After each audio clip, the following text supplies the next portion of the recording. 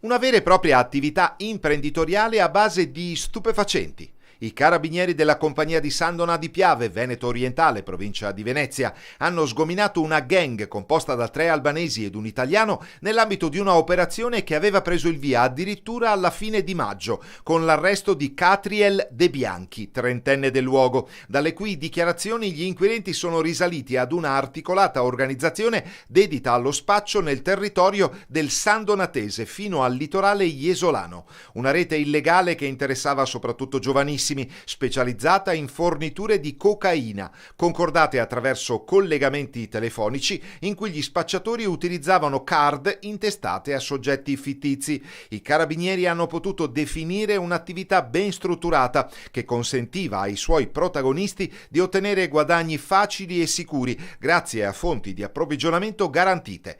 Sentiti anche diversi degli acquirenti, per lo più ragazzi, che hanno confermato la struttura della rete di smercio dello stupefacente, soprattutto in luoghi di aggregazione giovanile. Tra gli arrestati 2 fratelli albanesi, da cui il nome dell'operazione Brothers, uno dei quali già in carcere. Si tratta comunque di persone molto giovani. 30 gli assuntori segnalati alla prefettura per un giro calcolato in centinaia, migliaia di cessioni nell'arco di qualche mese, con prezzi oscillanti tra i 70 e 100 euro al grammo. Ora l'indagine punta ai canali di rifornimento della droga.